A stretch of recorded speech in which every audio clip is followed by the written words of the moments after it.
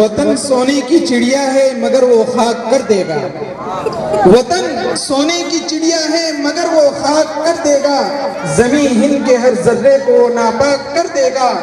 और गुजारिश है मेरी उससे हुकूमत छीन लो वरना, गुजारिश है मेरी उससे हुकूमत छीन लो वरना, लगाकर आग नफरत की वो सब कुछ राख कर देगा। यहाँ जमा हुए हैं आदरणीय श्रोतागण, मैं आप लोगों के सामने गणतंत्र दिवस के संबंध में अपनी टूटी फूटी भाषा में कुछ कहना चाहता हूँ। कुछ गलतियाँ अगर हो तो क्षमा प्रदान करेंगे। हम लोग गणतंत्र दिवस कब से क्यों और कब मनाते हैं, इस पर संक्षेप में प्रकाश डालने का प्रयास करूँगा। अंग्रेज व्यापारी बनकर मुगल सम्राट औरंगजेब के शासन काल में आए। उस समय हमारे देश में अनेक देशी राजाओं के शासन थे जो आपस में ही लड़ते रहते थे। अंग्रेजों ने उसे गनीमत जाना और भरपूर लाभ उठाया। अंग्रेजों ने लड़ाओ और शासन करो की नीति अपनाई।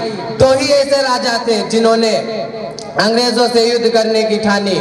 बंगाल का सिराजुद्दौला जिन्होंने 1757 ईस्वी में अंग्रेजों से युद्ध की, किंतु अपने ही लोगों ने उसे धोखा दिया और वे शहीद हो गए। दूसरा मैसूर का टीपू सुल्तान जिन्होंने रंगापट्टम में युद्ध किया और वीर गति पाई। टीपू सुल्तान के शहादत के बाद अंग्रेजों ने कहा आज से हिंदुस्तान हमारा है। टीपू सुल्तान के दो बेटों को अंग्रेजों ने अपने कब्जे में कर रखा था, किंतु अंग्रेजों की अधीनता स्वीकार नहीं किया। टीपू सुल्तान ने कहा था कि गिदड़ की 100 साल की जिंदगी से शेर की एक दिन की जिंदगी बेहतर है। अंग्रेजों के जुल्म ज्यादती हद से ज्यादा बढ़ गई थी। देश के तमाम कल कारखाने बंद हो गए थे, घरेलू उद्योग धंधे भी बंद हो गए थे, लोगों में भूखे मरने की नौबत आ गई थी। देश की ऐसी स्थिति देखकर हमारे यहाँ के बुद्धिजीवियों तथा विद्वानों के खून में उबाल आया।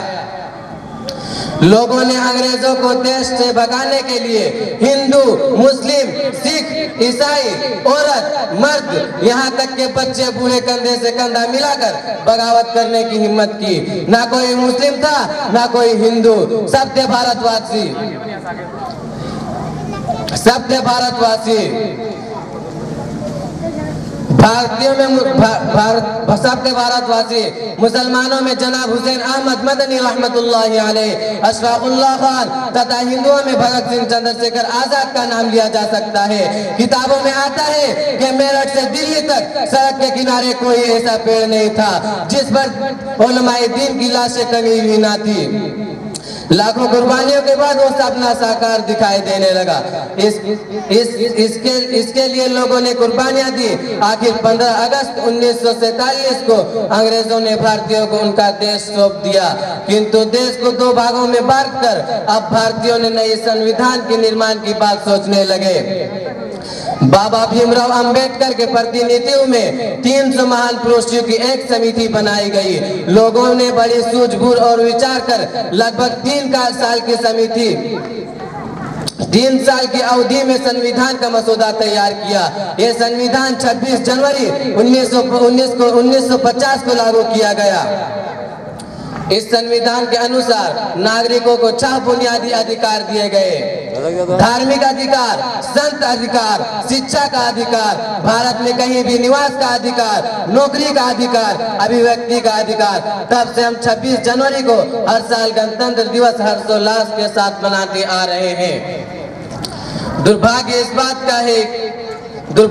बात का है कि हमारे देश के कुछ सांप्रदायिक पार्टियां उभर कर आई हैं जो एक समुदाय को घृणा की दृष्टि से देखती है। जिस मुसलमान कौम ने आजादी की बुगुल फूकी, अपने खून में देश को सींचा, देश के लिए सबसे पहली कुर्बानियां उन्होंने दी। आज वह लोग देश के गद्दार, आतंकवाद ना जाने तथा कितने नामों से पुकारे जाते हैं, किंतु हमें सब्र से काम लेना होगा। शिक्षा के क्षेत्र में आगे बढ़कर हम भाईचारगी कायम रखेंगे। देशभक्ति हमारे खून में है, देशभक्ति हमारे खून में है। देश के साथ वफादारी करना हमारा मजहब सिखाता है। हम देश को कमजोर नहीं होने देंगे। देश के लिए हमारा तन मन धन न्यौछावर के लिए तैयार है। हम अब्दुल हमीद बनकर दुश्मनों को जान की बाजी लगाकर दांत खट्टे कर देंगे। श्रोतागण, आइए हम इस गणतंत्र दिवस के अवसर पर अपने शहीदों को याद करें तथा उनके सपनों को साकार कर दिखावे तथा शपथ ले कि देश की सेवा कर हम आगे बढ़ाएंगे। अब मैं अपना वक्तव्य समाप्त करता हूँ। धन्यवाद। जय हिंद, जय भारत।